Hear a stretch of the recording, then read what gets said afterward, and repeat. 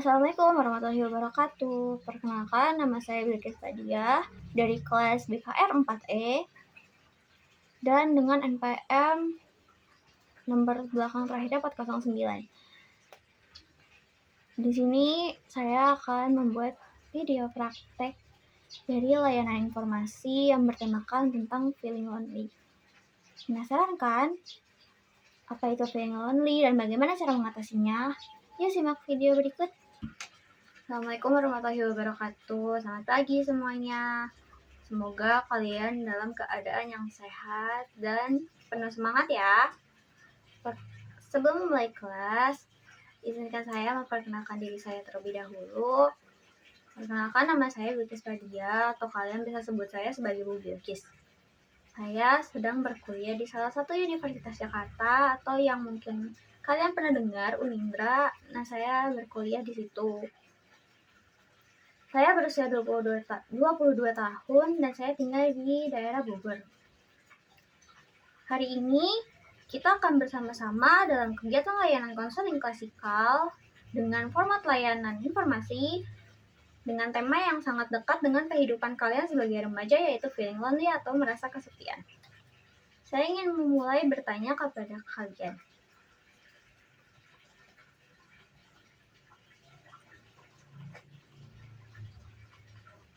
Siapa nih di sini yang pernah merasa kesepian meskipun sedang berada di keramaian?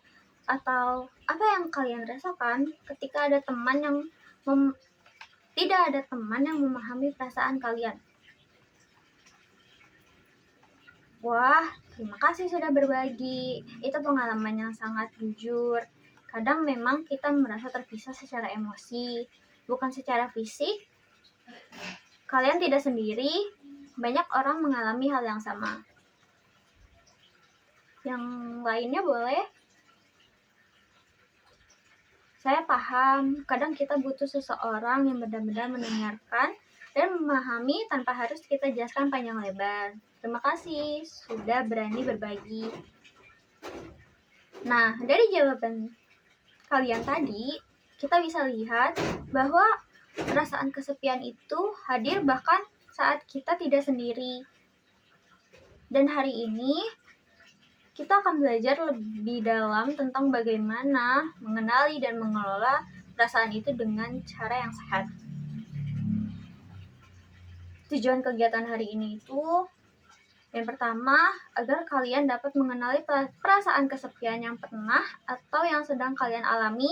Yang kedua, memahami berbagai faktor yang menjadi penyebab rasa kesepian.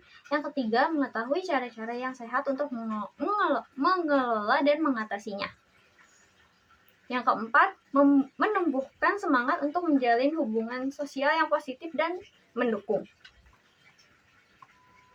Di sini kita akan menerapkan beberapa asas, yaitu ada asas kegiatan, asas keterbukaan, asas kenormatifan, dan asas kerahasiaan.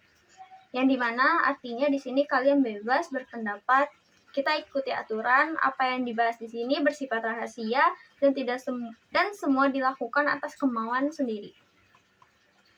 Yang pertama itu ada asas keterbukaan, yang artinya setiap pihak yang terlibat dalam layanan BK, baik konselor maupun peserta didik, harus bersikap terbuka, jujur, dan tidak menyembunyikan hal-hal penting yang berhubungan dengan permasalahan atau kehidupan atau kebutuhan konseling. Yang maksudnya di sini tuh siswa harus berani dan mau terbuka menyampaikan masalah, kebutuhan, atau keinginannya dengan jujur kepada guru BK. Lalu, kenapa ini sangat penting? Karena kalau kalian tidak terbuka, masalah atau kebutuhan siswa bisa jadi tidak tertangani dengan baik atau tepat. Keterbukaan membuat komunikasi dua arah jadi lancar dan solusi yang diberikan juga lebih sesuai. Selanjutnya ada asas kegiatan, yaitu prinsip bahwa layanan BK harus dilaksanakan secara aktif dan terencana, bukan pasif atau menunggu masalah muncul. Maksudnya di sini, guru BK tidak hanya menunggu siswa datang dengan masalah, tapi aktif merancang dan menjalankan program layanan sesuai kebutuhan siswa. Maksudnya di sini tuh layanan BK tidak boleh melanggar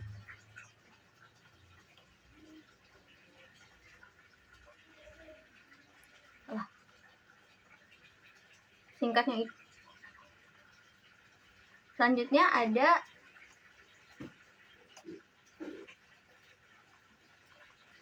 singkatnya, asas kegiatan BK harus dilakukan secara aktif, nyata, dan terencana.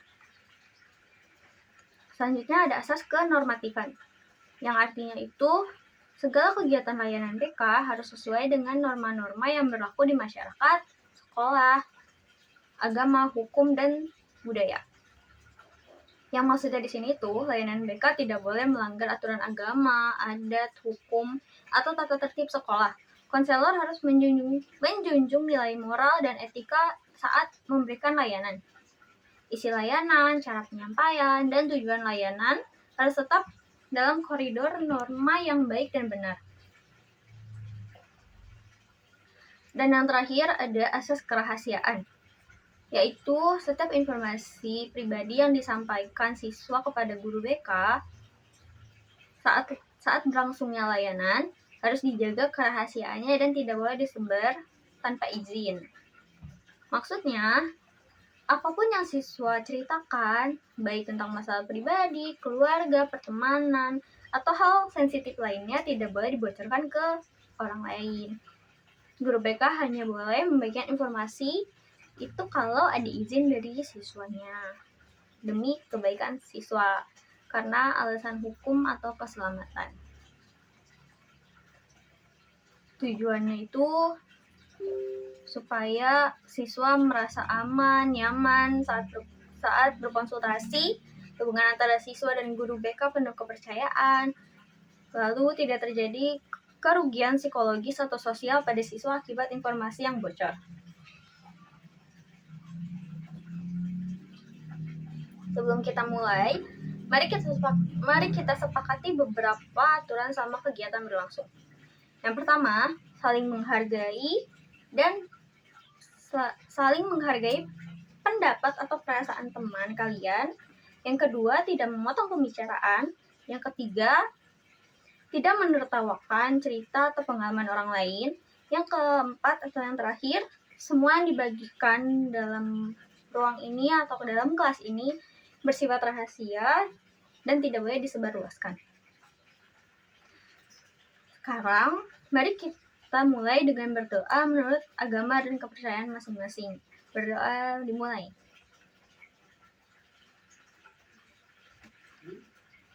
Berdoa selesai. Kita lanjut ke materi inti ya. Nah, kita mulai dari pertanyaan dasar deh. Kira-kira apa ya itu kesepian? Ada yang tahu gak?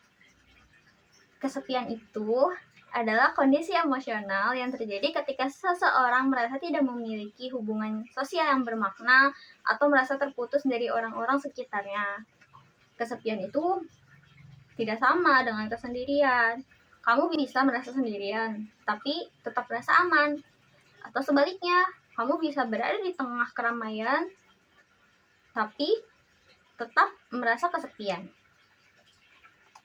Nah, di sini saya ingin bertanya nih, menurut kalian, apa penyebab umum seseorang merasa kesepian? Kalau menurut saya, kadang karena nggak bisa terbuka, jadi kita merasa sendiri. Ya, benar sekali. Selain itu, kesepian juga bisa disebabkan oleh beberapa hal loh. Yang pertama, itu perpindahan sekolah atau tempat tinggal. Yang kedua, patah hati atau kehilangan orang yang dicintai.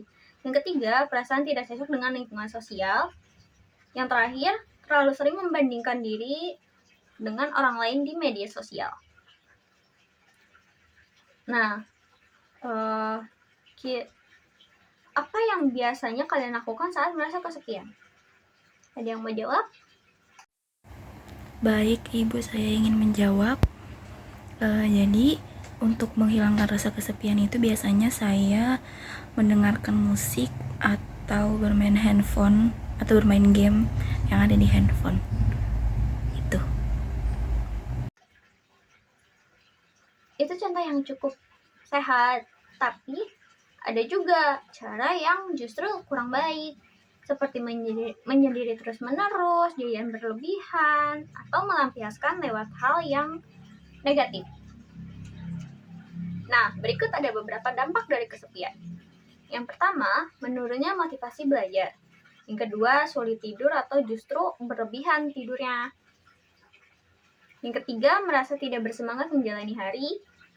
Yang keempat, cenderung menarik diri dari lingkungan sosial. Dan yang kelima, resiko stres, kecemasan, bahkan depresi ringan.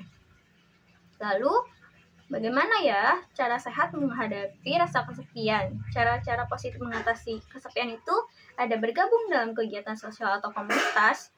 Yang kedua, menulis jurnal harian untuk menyalurkan emosi. Yang ketiga, berbicara dengan orang yang bisa dipercaya. Yang keempat, menyapa atau mengajak teman ngobrol. Yang kelima, fokus pada hobi atau kegiatan yang bermakna. Dan yang keenam, mengurangi waktu membandingkan diri dengan orang lain. Nah, selanjutnya kita akan membuat refleksi. Kalian bisa menyiapkan satu lembar kertas, lalu tuliskan kapan terakhir kamu merasa kesepian.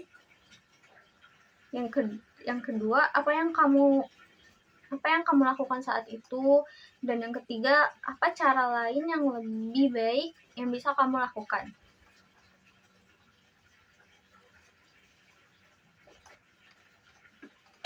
Kalau kalian merasa butuh bantuan atau merasa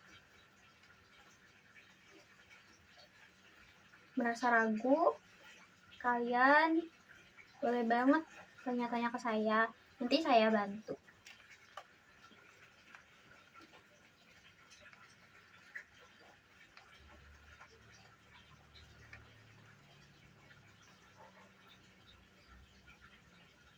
Nah, baik teman-teman, sekarang kita masuk ke bagian penutup dari kegiatan layanan konseling kita hari ini.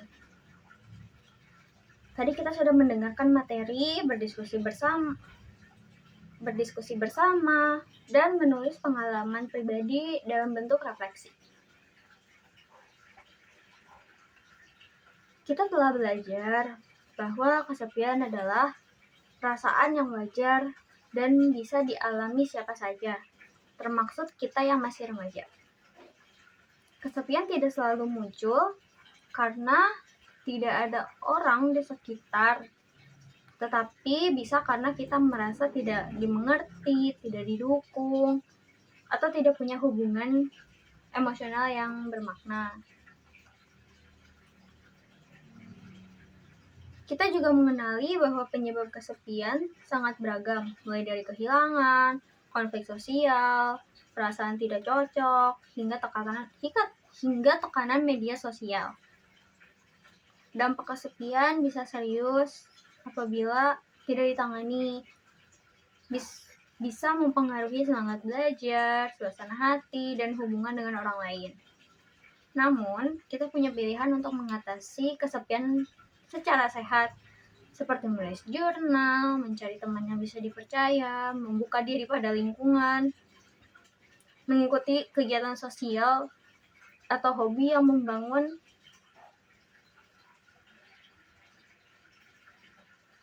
Nah, kira-kira ada yang ingin menyampaikan pendapat atau kesan dari kegiatan hari ini? Apa suatu hal yang baru yang kalian sadari tentang diri sendiri dari refleksi tadi? Wah, terima kasih banyak ya untuk kalian yang sudah berani menyampaikan pendapat dan kesan setelah mengikuti kegiatan hari ini. Saya tahu tidak mudah untuk bicara soal perasaan, apalagi kalau itu berkaitan dengan rasa kesepian. Tapi justru dengan kalian membagikan pengalaman dan refleksi tadi, kalian menunjukkan keberanian dan kedewasaan yang luar biasa. Saya sangat mengapresiasi itu. Untuk siswa yang menyadari bahwa selama ini menyimpan perasaan sendiri, saya ingin bilang bahwa kalian tidak harus memikul semuanya sendirian. Ada orang-orang di sekitar kalian yang siap mendengarkan dan menerima kalian apa adanya, termasuk guru BK. Untuk yang merasa tidak sendiri, untuk yang tidak merasa sendiri lagi setelah kegiatan ini, itu adalah hal yang sangat penting, menyadari bahwa kita tidak sendirian, bisa sangat melegakan. Ternyata banyak teman yang mengalami hal yang serupa. Dan untuk yang ingin mulai lebih peduli pada teman-teman di sekitarnya, itu adalah langkah yang luar biasa. Kadang yang kita butuhkan bukan solusi rumit, tapi suatu sapaan hangat atau kepedulian kecil yang tulus. Kalian semua hebat. Hari ini kita belajar bersama, tidak hanya tentang teori, tapi juga tentang memahami diri dan berempati pada orang lain. Saya harap kalian harus menjaga keberanian ini dalam kehidupan sehari-hari. Kalian keren banget. Saya sangat mengapresiasi itu. Dan ya, saya benar-benar sangat mengapresiasi keberanian kalian untuk menuliskan, bahkan berbagi cerita pribadi. Memang tidak mudah membicarakan hal-hal yang bersifat emosional, apalagi tentang kesepian. Tapi justru disinilah letak kekuatan kita. Ketika kita mampu mengenali dan menerima perasaan itu, lalu berusahalah untuk menanganinya dengan cara yang baik. Kalian tidak sendiri. Di sini ada teman-teman, guru, dan juga saya sebagai guru BK yang selalu siap membantu dan mendengarkan. Jadi kalau suatu saat kalian merasa sangat sedih, bingung, atau kesepian, jangan ragu untuk mencari pertolongan. Kita semua butuh satu sama lain,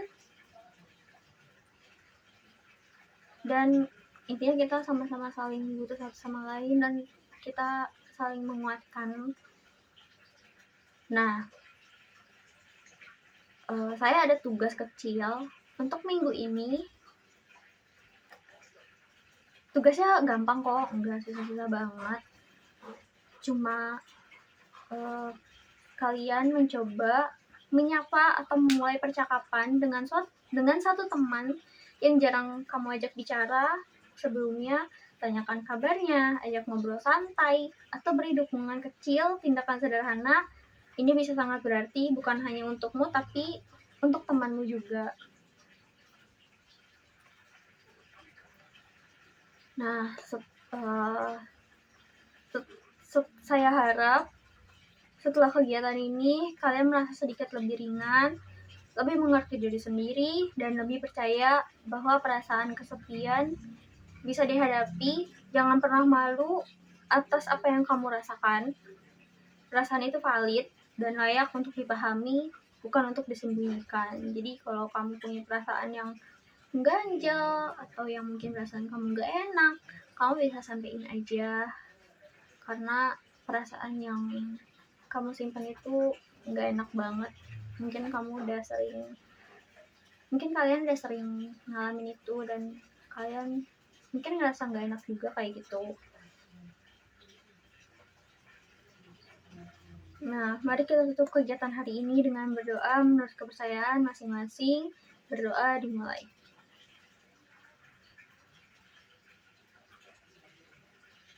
Selesai. Terima kasih. Terima kasih atas perhatian dan partisipasi kalian semua. Sampai bertemu di layanan BK berikutnya. Tetap semangat, tetap membuka diri, dan terus jaga kesehatan jiwa kalian. Wassalamualaikum warahmatullahi wabarakatuh.